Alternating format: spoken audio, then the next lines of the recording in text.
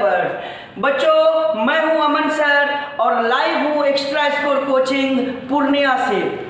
बच्चों मैं daily live मिलता हूं सुबह के 10 बजे जैसा कि आप जानते हैं। और मैं आपको बता दूं कि पिछला जो लेक्चर हमने लिया था वो बहुत ही कॉन्सेप्चुअल लेक्चर था, जिसमें हमने गोलीय दर्पण, अवतल दर्पण, उत्तल दर्पण इनके बारे में समझा था और दर्पण के जो इम्पोर्टेंट टर्म्स होते हैं, जो टर्मिनोलॉजी होता है, उसको हमने समझा था। तो बच्चों आज हम उससे आगे बढ़ेंगे और आगे का टॉपिक को डिस्कस करेंगे। और आज की भी टॉपिक जो है वो बहुत इम्पोर्टेंट है, क्योंकि आज का जो लेक्चर होने वाला है उससे बहुत सारे सवाल आपके बोर्ड एग्जामिनेशन में ऑब्जेक्टिव और सब्जेक्टिव यानी वस्तुनिष्ठ प्रश्न में भी बनते हैं और सब्जेक्टिव में भी बनते हैं। तो बच्चों जितने भी स्टूडेंट्स आज पहली बार हमारे चैनल पे आए हैं, मैं उनको बता दूं कि आप हमारे लेक्चर को लेक्चर 1 से फॉलो करिए और अपनी अंडरस्टैंडिंग जो है उसको अच्छा बनाइए। और सबसे पहले हमारे चैनल को सब्सक्राइब कर दीजिए और नोटिफिकेशन ऑन कर दीजिए ताकि आपको हमारे चैनल का अपडेट्स मिलता रहेगा। तो चलिए बच्चों आज का जो हम टॉपिक स्टार्टिंग टॉपिक ले रहे हैं वो बेसिकली डिपेंड है हमारा वक्रता, त्रिज्या और फोकस दूरी पर। तो हमारा जो पहला टॉपिक है वो है दर्पण के या गोलीय दर्पण के, अपन लिख देते हैं यहाँ पे गोलीय दर्पण के वक्रता त्रिज्या को किससे सूचित कर रहे थे, जल्दी से बता दीजिए। आर से, है ना, तथा फोकस दूरी, और फोकस दूरी को किससे सूचित कर रहे थे, जल्दी से बताइए तो, छोटी f, है ना। तो फोकस दूरी में संबंध और इस पर हम न्यूमेरिकल भी सीखेंगे जो हमारे एग्जाम में ऑब्जेक्टिव में भी पूछे जाते हैं, क्योंकि न्यूमेरिकल बहुत छोटा होता है इसलिए आपके ऑब्जेक्टिव में पूछ लिए जाते हैं। तो चलिए पहले सीख तो ले चीज है क्या। तो गोलीय दर्पण भी कहा मैंने, इसका मतलब अवतल दर्पण और उत्तल दर्पण दोनों में सेम संबंध है, उसके लिए आपको परेशान नहीं होना है। चाहे दर्पण आपको अवतल दिया हो, चाहे दर्पण आपको उत्तल दिया हो, रिजल्ट सेम रहेगा। फिलहाल मैं आपको बता देता हूं कि अगर ये हमारा दर्पण है और ये दर्पण का मैंने जो पॉलिश किया है, ये इस साइड को पॉलिश किया है, तो परावर्तक सतह जो है अंदर की तरफ धंसा हुआ हो गया है ना। तो ये हमारा परावर्तक सतह हो गया। और परावर्तक सतह जब भी अंदर की तरफ धंसा हुआ हो तो दर्पण हमारा कौन सा होता है, अवतल दर्पण। कौन सा, अवतल दर्पण। ओके बच्चों, ये हमारा मुख्य अक्ष हो गया और इसको हम दर्पण का ध्रुव बोलते हैं, जिसको P से सूचित करते हैं। यहाँ पे हमारा वक्रता केंद्र हो गया, ये दूरी को हम वक्रता त्रिज्या R बोलते हैं। इन दोनों के एकदम मध्य में रहता है फोकस, यानी CF और PF एक दूसरे के बराबर है और इस दूरी को हम बोलते हैं छोटी f, यानी फोकस दूरी, P से F की दूरी को। अब दोनों में संबंध तो बताना है, तो हमको क्या है, सवाल कैसे दिया हुआ रहेगा कि किसी भी गोलीय दर्पण में, यानी कि किसी गोलीय दर्पण में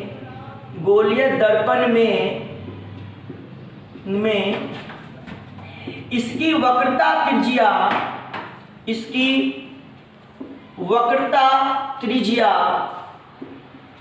फोकस दूरी की दुगुनी होती है। देखिए ऐसा ऑब्जेक्टिव में रहता है सवाल, समझ में आ रही बात, कि किसी गोलीय दर्पण में दर्पण की जो वक्रता त्रिज्या होती है वो फोकस दूरी की होती है और ऑप्शन में दिया हुआ रहेगा बराबर, आधा, दोगुनी, चौगुनी। तो आंसर क्या हो जाएगा, दोगुनी। दूसरे तरीके से इसी चीज को समझेंगे कि किसी गोलीय दर्पण में मैंने गोलीय दर्पण लिखा है बच्चों, इसका मतलब अवतल उत्तल दोनों हो गया। इसकी फोकस दूरी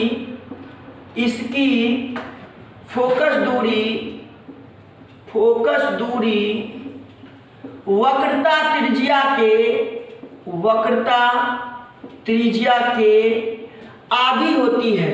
क्या होती है, आधी होती है। बच्चों तो ये दो बातें जो हैं बहुत इंपॉर्टेंट है। अब कभी कभी क्या होता है, फॉर्मूला के अकॉर्डिंग पूछ लेता है। तो पहला वाला जो मैंने लिखाया कि किसी गोलीय दर्पण में इसकी वक्रता त्रिज्या फोकस दूरी की दोगुनी होती है, इसको फॉर्मूले के टर्म में लिख सकते हैं R बराबर 2F, छोटी f है बच्चों, ध्यान दीजिएगा। ओके, और इस जगह पे हमने क्या लिखा है, किसी गोलीय दर्पण में इसकी फोकस दूरी वक्रता त्रिज्या के आधी होती है। तो अगर हम बात करें फोकस दूरी, जिसको छोटी f लिखते हैं, तो उसको लिखेंगे R/2। यही संबंध है f बराबर R/2 या R बराबर 2F। ओके, सवाल कभी इसमें पूछ लेता है, कभी इसमें, कभी आधी, कभी दोगुनी। तो आपको वर्ड को, लैंग्वेज को, क्वेश्चन के लैंग्वेज को समझना है और उसके अकॉर्डिंग आंसर करना है। चलिए हम लोग जो है इससे रिलेटेड 2 न्यूमेरिकल डिस्कस करेंगे और उसको समझेंगे। तो बच्चों आपके सामने हमने 2 सवाल रखे हैं और सवाल को पहले अपन पढ़ते हैं और उसके बाद सवाल को सॉल्व करने के लिए सीखेंगे। क्या कह रखा है पहला क्वेश्चन, किसी अवतल दर्पण की फोकस दूरी 10 सेंटीमीटर है। कितना है? 10 सेंटीमीटर। इसकी वक्रता त्रिज्या होगी। सवाल को देखिए, सवाल में आपको अगर मैं बताऊं तो आपको क्या दिया हुआ है, फोकस दूरी, और वो कितना दिया हुआ है, 10 सेंटीमीटर। और आपसे क्या पूछा, आपसे पूछ लिया वक्रता त्रिज्या। वक्रता त्रिज्या मतलब R, तो R बराबर क्या होता है, 2F होता है कि नहीं? R बराबर क्या होता है, 2F। तो ये क्या हो जाएगा, 2 × 10 यानी कि 20 सेंटीमीटर। और आपका आंसर हो गया ये ऑप्शन सी है ना, तो ऑप्शन सी आपका आंसर करेक्ट हो गया। तो बच्चों अगर मान लो यहाँ 15 सेंटीमीटर दिया हुआ होता और वक्रता त्रिज्या पूछता तो R बराबर 2 × 15 लिखते, यानी 2 × 15 यानी 30 सेंटीमीटर आंसर होता है कि नहीं। सवाल नंबर दूसरा, सवाल नंबर दूसरे में क्या दिया हुआ है कि किसी उत्तल दर्पण की वक्रता त्रिज्या 40 सेंटीमीटर है, इसकी फोकस दूरी होगी। यानी हमें R का मान, अपन सॉल्यूशन कर रहे हैं तो R का मान यानी वक्रता त्रिज्या दे रखा है 40 सेंटीमीटर और हमसे पूछ रहा है फोकस दूरी, तो फोकस दूरी होता है F, और F और R में क्या संबंध है, तो F बराबर R/2। अब यहाँ पे R कितना है, 40/2 यानी 40/2 यानी कितना हो गया, 20 सेंटीमीटर। तो हमारा कौन सा ऑप्शन करेक्ट होगा, ऑप्शन ए करेक्ट हो गया। इसी तरह मान लीजिए 60 दे देता, यहाँ पे वक्रता त्रिज्या 60 है तो फोकस दूरी कितनी होगी, तो 60/2 यानी 30 हो जाएगी, है कि नहीं। तो इस तरह के सवाल मिलेंगे बच्चों, तो आप बस फॉर्मूले पे ध्यान देना, डाटा जो भी दिया हुआ रहेगा है ना, उस डाटा को यूज करना और आंसर लेकर के आना। ओके, और इस तरह से अपने कॉन्सेप्ट को बनाते चलिए, जिससे क्या होगा कि आपसे सवाल गलत होने के चांसेस खत्म, यानी आप जो भी बना के आएंगे एग्जामिनेशन हॉल से बहुत सही बनाएंगे और खुशी खुशी एग्जामिनेशन हॉल से बाहर निकलेंगे। ओके, चलिए हम लेते हैं और किरण आरेख को, मानक किरण आरेख पहले हम अवतल दर्पण में समझेंगे, फिर उत्तल दर्पण में समझेंगे और फिर अवतल दर्पण के अलग अलग वस्तु की स्थिति के लिए किरण आरेख दर्शाएंगे। तो चलिए बच्चों अब हम समझते हैं अवतल दर्पण के लिए मानक किरण आरेख। तो हेडिंग दे दीजिए अवतल दर्पण के लिए मानक किरण आरेख। ये मानक किरण आरेख जो है ये बहुत ही इंपॉर्टेंट है, इसीलिए आप जो है इनको स्टार मार्क कर लीजिए, क्योंकि अगर आप यहाँ मानक किरण आरेख को समझ गए, जो स्टैंडर्ड रे डायग्राम है उसको समझ गए, तो फिर उसके बाद ऑब्जेक्ट के यानी वस्तु के अलग अलग पोजीशन के लिए आप आराम से किरण आरेख बना देंगे। तो चलिए हम पहला ले रहे हैं, पहला अवतल दर्पण के लिए किरण आरेख जो बना रहे हैं वो समझिए।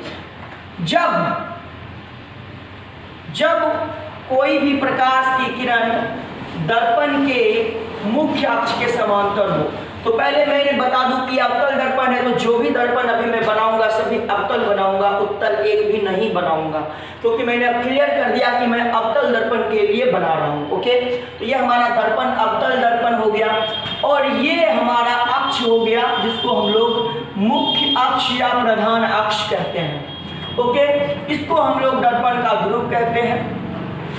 पहला जो रे डायग्राम में बना रहा हूँ वो ये रे डायग्राम में क्या है, अच्छा ये हमारा सी हो जाएगा पहला रे डायग्राम, और ये हमारा एफ। इसमें क्या है, मुख्य अक्ष के समांतर कोई प्रकाश की किरण अगर आएगी तो वो फोकस से होकर के गुजरेगी। कहाँ से? फोकस से। तो मुख्य अक्ष के समांतर अगर प्रकाश की किरण हो तो वो कहाँ से गुजरती है? फोकस से। तो वो कैसे गुजरेगी सर? वो इस तरह से फोकस से निकल जाएगी। ओके, तो और दूसरा ये वाला जो होगा ये अभिलंब होगा, ये अभिलंब होगा। बच्चों ध्यान रखिएगा, मैंने आपको बता दिया है कि सतह को जब सी से मिलाएंगे तो वो रेखा अभिलंब कहलाएगी। तो ये हमारा अभिलंब है, इसको एल लिख देते हैं। ये हमारा आपतित किरण है, मैं शॉर्ट में लिखता हूँ आई आर। और ये हमारा परावर्तित किरण है, इसको मैं लिखता हूँ आर आर। ये हमारा कोण आई हुआ, ये हमारा कोण आर हुआ। ओके, आपतन कोण और परावर्तन कोण। तो मैं यहाँ लिख रहा हूँ, जब प्रकाश की किरण मुख्य अक्ष के समांतर हो, मुख्य अक्ष के समांतर हो, तो वह परावर्तन के बाद कहाँ से गुजरती है? दर्पण के फोकस, है ना, दर्पण के फोकस से गुजरती है। तो ये पहला रे डायग्राम जो है आपको याद रखना है कि जब भी मैं मुख्य अक्ष के समांतर कोई आपतित किरण लेके आऊंगा तो परावर्तन के बाद वो कहाँ से गुजरेगी? मुख्य फोकस से। चलिए अब दूसरा रे डायग्राम जो है वो हम लोग समझते हैं। जो दूसरा मानक रे डायग्राम है वो समझिए क्या है कि ये हमारा अवतल दर्पण है, ठीक है। आपको पता है कि ये हमारा कौन सा दर्पण हो गया? अवतल दर्पण। ये हमारा ध्रुव हो गया, और इस अक्ष को हम क्या बोलेंगे? मुख्य अक्ष बोलेंगे। इस अक्ष को क्या बोलेंगे? मुख्य अक्ष। ये हमारा हो गया F और ये हमारा हो गया C।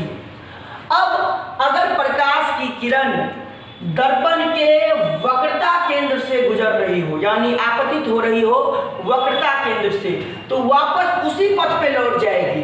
तो ध्यान दीजिए कि अगर कोई प्रकाश की किरण कुछ इस तरह से गिर रही हो और ये आपतित हो रही हो, तो ये आई आर हो गया, आपतित किरण हो गया। अब चूंकि यहाँ पे तो ये 90 डिग्री बनाएगा, क्योंकि मैंने आपको बताया है कि दर्पण के सतह से अगर सेंटर को मिलाओगे, यानी वक्रता केंद्र को मिलाओगे, तो वो अभिलंब भी होता है। तो ये अभिलंब भी है, और जब भी प्रकाश की किरण अभिलंब के अनुदिश गिरती है तो वापस उसी पथ पे लौट जाती है। तो इसका मतलब प्रकाश की किरण जब यहाँ पे गिरेगी, इस पॉइंट का नाम अगर O दें, तो वापस ये उसी पथ पर लौट जाएगी, यानी वापस ये वक्रता केंद्र से होते हुए बाहर निकल जाएगी। तो यानी हम कह सकते हैं, जब प्रकाश की किरण वक्रता केंद्र से गुजरती हो तो वह दर्पण से परावर्तन के बाद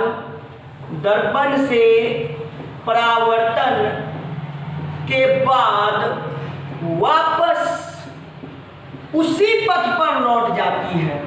और क्यों लौट जाती है ये मैं आपको समझा दिया हूँ, है ना।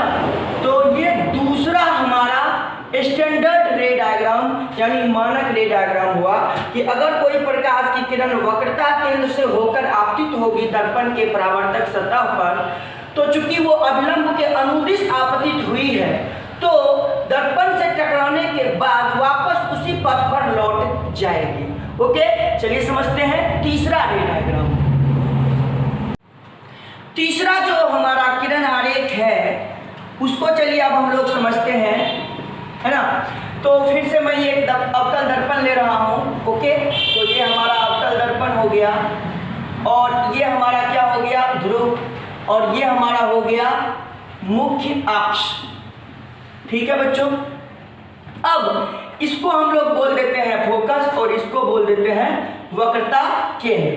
ठीक है, अब क्या हुआ कि सर इस बार जो हम किरण को आपतित करा रहे हैं परावर्तक सतह पे, वो पहले से फोकस से आ रही है। यानी अगर आपतित किरण फोकस से गुजर रही हो तब क्या होगा, तो ये हमारा आपतित किरण है और वो फोकस से गुजर रही है, तो आप क्या करेंगे, सी से उसी आपतन बिंदु पर मिलाएंगे, तो ये हमारा क्या बन जाएगा, अभिलंब। Cn क्या है, अभिलंब। क्यों, क्योंकि मैं बता चुका हूं कि C से दर्पण के सतह को मिलाओगे तो वो अभिलंब होगा। तो इसका मतलब ये आपतित किरण जो है ये I हो जाएगा अभिलंब के साथ, और उतने ही कोण पे ये हमारा R हो जाएगा। तो उतने ही कोण पे ये किरण जो होगी वो वापस लौट जाएगी, वो वापस क्या होगी, लौट जाएगी। तो ये वाला जो किरण है ये हमारा परावर्तित किरण होगा, जिसको हम लोग RR कहेंगे। इसका मतलब जब भी प्रकाश की किरण दर्पण के फोकस से गुजरती है और परावर्तक सतह से टकराती है, तो टकराने के बाद वो मुख्य अक्ष के समांतर हो जाती है। यानी हम क्या लिखेंगे, जब प्रकाश की किरण है ना दर्पण के फोकस से गुजरती है तो परावर्तक सतह से, तो दर्पण के परावर्तक सतह से टकराने के बाद, परावर्तक सतह से टकराने के बाद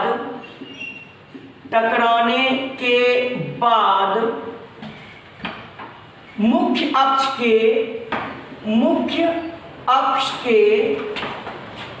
अक्ष के समांतर हो जाती है। क्या हो जाती है, मुख्य अक्ष के समांतर।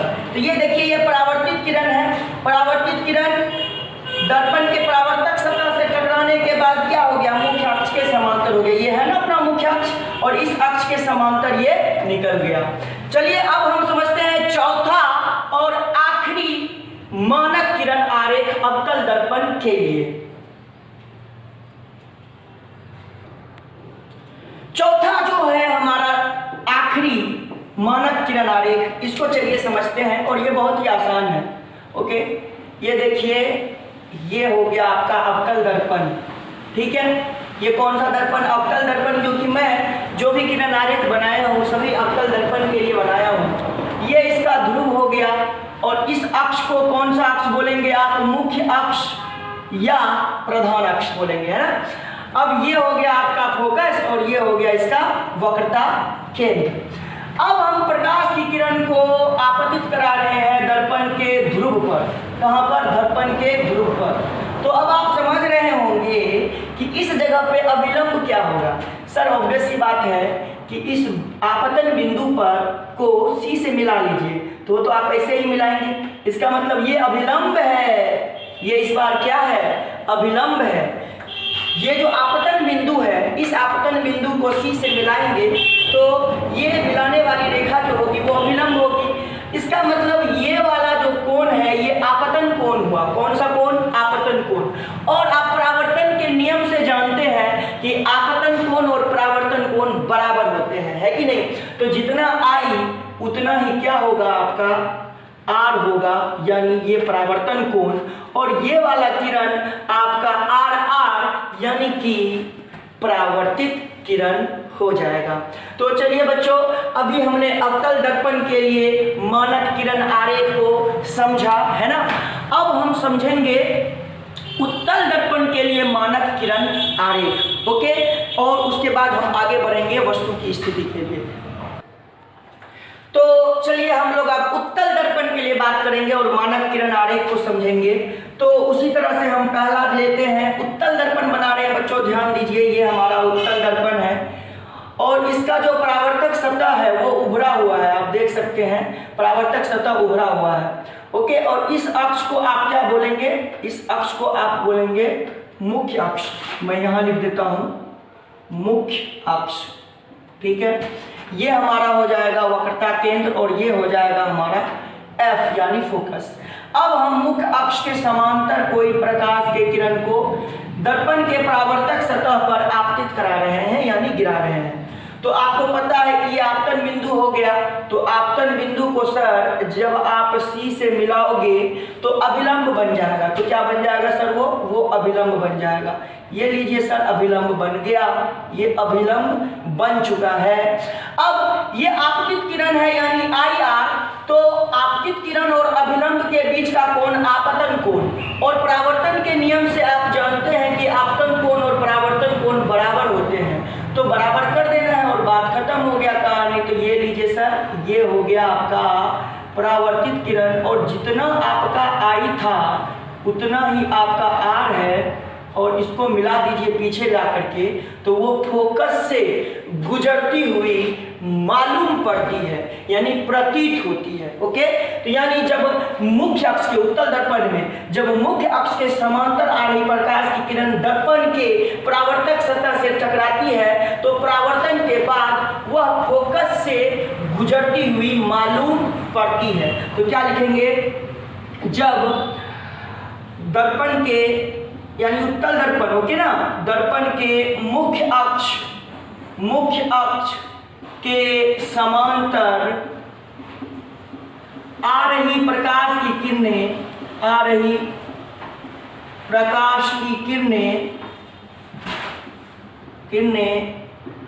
दर्पण के परावर्तक सतह से टकराती है, दर्पण के परावर्तक सतह से टकराती है,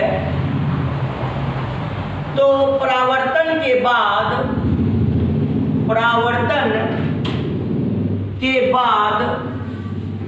दर्पण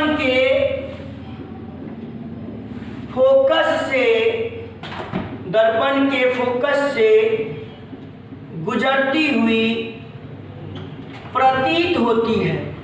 ओके बच्चों, प्रतीत होती है, इसलिए अपन ने डॉटेड लाइन से मिलाया है। ऐसा लग रहा है जैसे ये किरण यहाँ से निकला हो और ऐसे चला गया हो।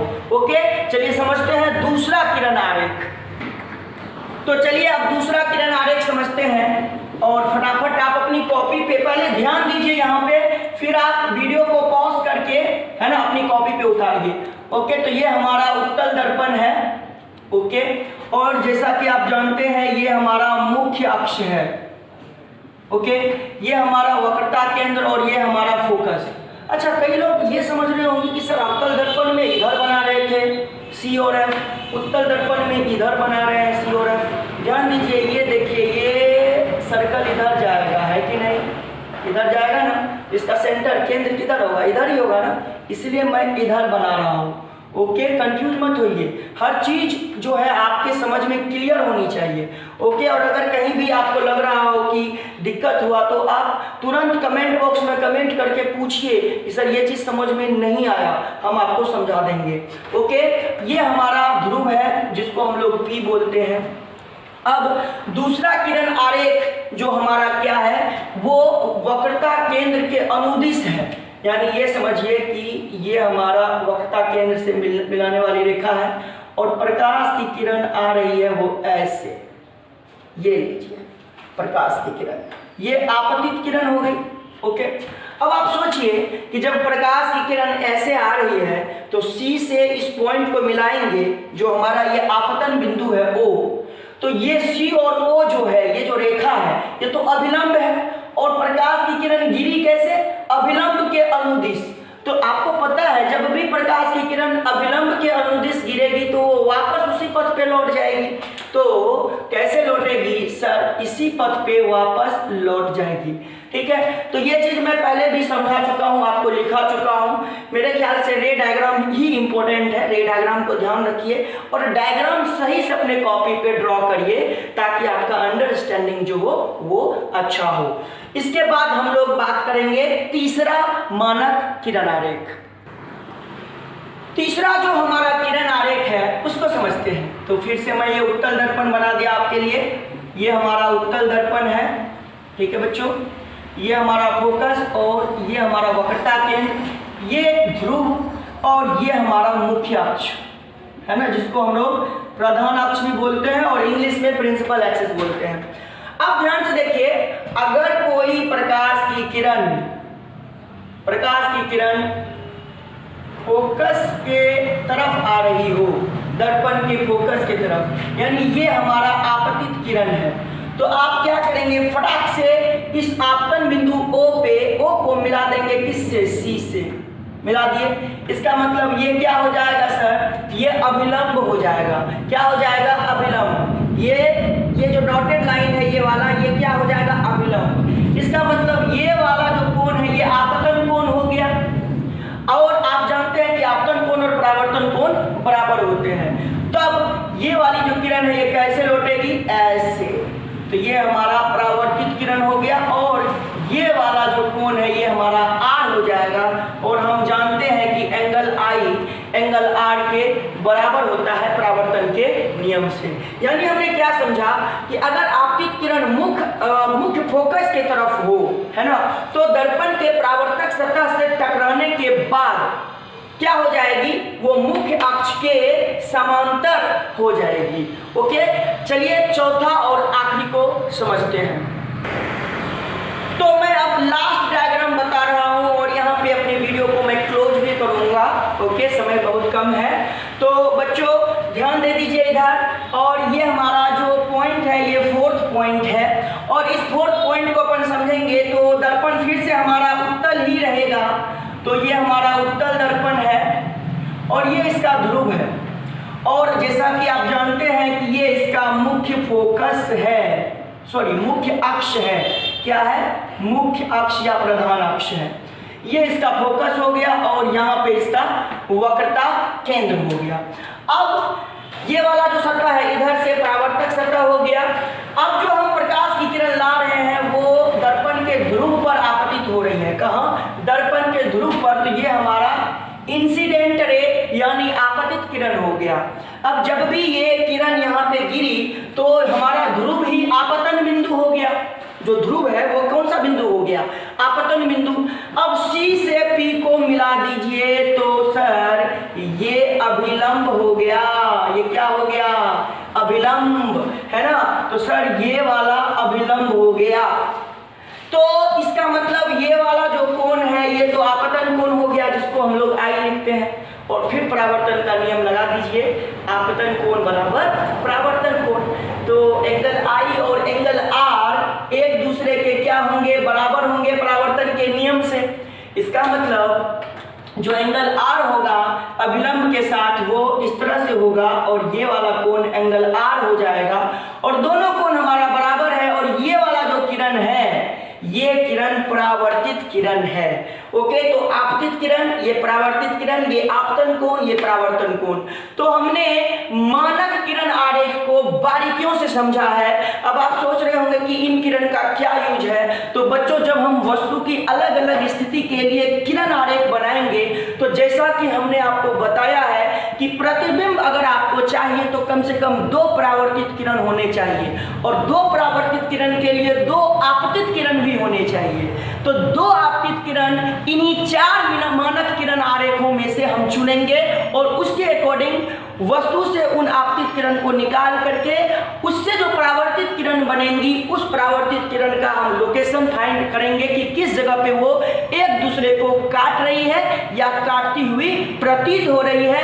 वही बनेगा उसका प्रतिबिंब और प्रतिबिंब की स्थिति को जानेंगे। तो इसलिए ये मानक किरण आरेख जो था ये बहुत इंपॉर्टेंट था। आप नोट कर लीजिए बढ़िया से। ये चौथा मानक किरण आरेख उत्तल दर्पण के लिए, अवतल के लिए भी मैंने 4 बताया, उत्तल के लिए भी मैंने 4 बताया। तो इनको आप ध्यान कर लीजिए और अगले क्लास में हम मिलेंगे अलग अलग प्रतिबिंब की स्थिति के लिए, अवतल दर्पण और उत्तल दर्पण के लिए। तब तक के लिए आप अपना ख्याल रखें, पढ़ाई करते रहें और अपने दोस्तों के साथ हमारे चैनल को सब्सक्राइब शेयर करना मत भूलें और हमारे चैनल को अभी सब्सक्राइब कर लें ताकि आपको नोटिफिकेशन मिलता रहेगा। Thank you so much, tata, bye bye, take care.